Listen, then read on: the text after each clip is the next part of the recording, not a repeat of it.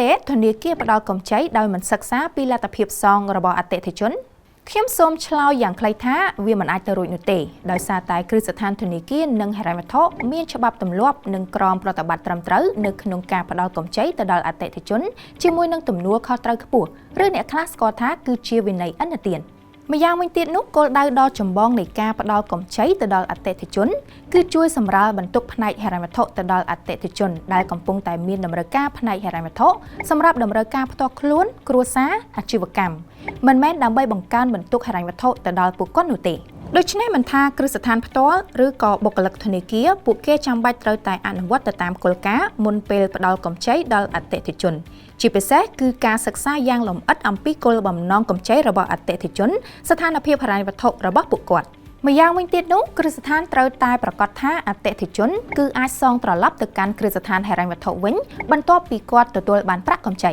ខាងក្រោមនេះគឺជាគោលការណ៍ធំៗចំនួន5អ្នកខ្លះស្គាល់ថា 5C ដែលគ្រឹះស្ថានហិរញ្ញវត្ថុក៏ដូចជាបុគ្គលិកធនាគារតែងតែសិក្សាមុនពេលផ្ដល់កម្ចីដល់អតិថិជន 1. ចរិតលក្ខណៈ Character គ្រឹះស្ថានហិរញ្ញវត្ថុនឹងពិនិត្យមើលចំណេះដឹងនិងបទពិសោធន៍របស់អ្នកនៅក្នុងការគ្រប់គ្រងអាជីវកម្មក៏ដូចជាទំនាក់ទំនងល្អនៅក្នុងសង្គមងាយយល់គឺគេមើលថាតើអ្នកខ្ចីនោះគឺជាមនុស្សប្រភេទណាមានទំនួលខុសត្រូវឬអត់មានចំណេះដឹងឬជំនាញនៅក្នុងអាជីវកម្មដែរឬទេចំណុចនេះក៏សំដៅទៅលើប្រវត្តិនៃការសងត្រឡប់របស់អ្នកផងដែរដូចជាធ្លាប់ប្រើកម្ចីពីមុនដែរឬទេធ្លាប់មានបញ្ហាសងត្រឡប់ដែរឬទេធ្លាប់គេចវេះមិនសងឬក៏សងយឺតយ៉ាវលាក់នឹងលាក់កាលណាអ្នកមានប្រវត្តិកម្ចីល្អមានន័យថាអ្នកមានទំនួលខុសត្រូវនិងមានវិន័យល្អនៅក្នុងការគ្រប់គ្រងលុយកាក់គ្រឹះស្ថាននឹងផ្ដល់កម្ចីទៅដល់អ្នកដោយមិនរុនរាននោះទេ 2. សមត្ថភាព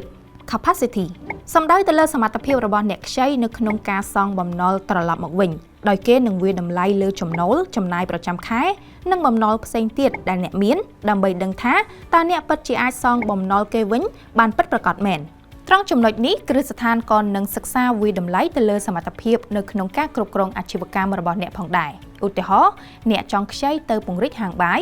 នោះធនាគារមើលថាតើអ្នកមានសមត្ថភាពគ្រប់គ្រងហាងបាយឬអត់ចេះគ្រប់គ្រងសាច់ប្រាក់ឬអត់ចេះចាត់ចែងចំណូលចំណាយដែរឬទេហើយតើមុខរបរនោះស័ក្តិសមទៅនឹងចំណេះជំនាញរបស់អ្នកដែរឬអត់ 3. ដើមទុន Capital ធនធានហិរញ្ញវត្ថុឬប្រភពសាច់ប្រាក់នឹងចូលរួមនៅក្នុងអាជីវកម្មដែលអ្នកគ្រោងនឹងបើកឬពង្រីកមានន័យថាគ្រឹះស្ថានហិរញ្ញវត្ថុនឹងពិនិត្យមើលថាតើអ្នកមានដើមទុនខ្លួនឯងខ្លះចូលរួមដែរឬអត់ឬប្រើកម្ចីទាំងស្រុងកាលណាអ្នកពុំមានដើមទុនខ្លួនឯងចូលរួមខ្លះទេហើយរំពឹងប្រើទុនពីធនាគារទាំងស្រុងគេនឹងអាចមានភាពស្ទាក់ស្ទើរនៅក្នុងការផ្ដល់កម្ចីទៅដល់លោកអ្នកព្រោះវាមានហានិភ័យច្រើន 4. ទ្រព្យធានា Collateral សំដៅដល់ទ្រព្យដែលអ្នកប្រើសម្រាប់ធានាកម្ចីដូចជាប្លង់ផ្ទះដីឬប័ណ្ណសម្គាល់រថយន្តជាដើមគ្រឹះស្ថានហិរញ្ញវត្ថុក៏នឹងសិក្សាទៅលើទ្រព្យដែលដាក់ធានាបំណុលថាតើតម្លៃរបស់វាអាចធានាទៅលើទំហំឥណទានបានដែរឬទេហើយគេក៏នឹងសិក្សាទៅលើភាពស្របច្បាប់នៃកម្មសិទ្ធិទៅលើទ្រព្យនោះផងដែរជាទូទៅធនាគារផ្ដល់ទំហំឥណទានមិនឲ្យលើសពី 70% នៃតម្លៃទ្រព្យនោះទេទ្រព្យធានានេះនឹងជួយកាត់បន្ថយហានិភ័យចំពោះគ្រឹះស្ថានហើយមួយផ្នែកទៀតនោះគឺជួយទៅដល់អតិថិជននៅក្នុងការទទួលបានប្រាក់កម្ចីជាមួយនឹងអត្រាការប្រាក់សមរម្យហើយក៏បង្ហាញពីការបដិញ្ញាចិត្តរបស់អតិថិជន 5. លក្ខខណ្ឌ Condition ចំពោះចំណុចនេះគ្រឹះស្ថានអាចនឹងពិនិត្យលើលក្ខខណ្ឌអំណោយផលកម្រិតហានិភ័យនៃអាជីវកម្មរបស់អ្នកនិងគោលបំណងនៃប្រាក់កម្ចីរបស់អ្នកថាតើអ្នកខ្ចីយកទៅធ្វើអ្វីស្របច្បាប់ឬទេតើអ្នកពិតជាយកកម្ចីនោះទៅពង្រីកអាជីវកម្មបង្កើនចំណូលឬអត់គ្រឹះស្ថាននឹងផ្ដល់ប្រឹក្សាបន្ថែមប្រសិនជាគោលបំណងឬទំហំកម្ចីនោះមិនសមស្របទៅតាមស្ថានភាពដូចជាស្ថានភាពសេដ្ឋកិច្ចឬទីផ្សារជាដើមការធ្វើបែបនេះនឹងជួយវាយតម្លៃពីហានិភ័យដែលអាចកើតមានឡើងដោយសារតែកត្តាខាងក្រៅដែលអាចប៉ះពាល់ទៅដល់សមត្ថភាពសងរបស់អ្នកខ្ចី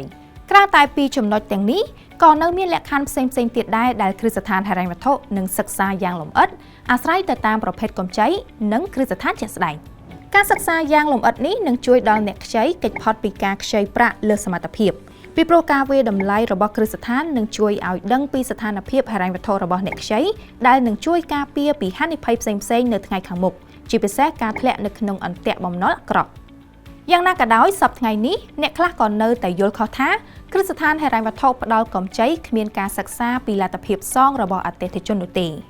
ឬគ្រាន់តែផ្ដល់កម្ចីឲ្យតែគ្រប់គោលដៅទីផ្សារតែប៉ុណ្ណោះតាមពិតទៅវាមិនអញ្ចឹងនោះទេប្រសិនបើធនាគារផ្ដល់កម្ចីដោយគ្មានសិក្សាពីលទ្ធភាពសងរបស់អតិថិជនបានច្បាស់លាស់បន្ទាប់មកអតិថិជនគ្មានលទ្ធភាពសងនោះវាមិនត្រឹមតែផ្ដល់ផលអវិជ្ជមានទៅដល់អតិថិជនប៉ុណ្ណោះទេប៉ុន្តែវាក៏នឹងប៉ះពាល់ទៅដល់គ្រឹះស្ថានផងដែរដូចជាខូចកេរ្តិ៍ឈ្មោះខាតបង់ប្រាក់ចំណូលហើយត្រូវចំណាយលើប្រតិបត្តិការច្រើនទៀតលក្ខណៈម្យ៉ាងវិញទៀតគ្រឹះស្ថានហិរញ្ញវត្ថុមានច្បាប់ទម្លាប់បទបញ្ញត្តិនិងគោលការណ៍ច្បាស់លាស់ដូចជាគោលការណ៍ 5C ជាពិសេសទៅទៀតនោះការផ្ដល់កម្ចីជាមួយនឹងទំនួលខុសត្រូវខ្ពស់ហើយមិនមែនចេះតែឲ្យកម្ចីទៅដល់អតិថិជនដើម្បីឲ្យគ្រប់គោលដៅដោយដែលគេយល់ច្រឡំនោះទេ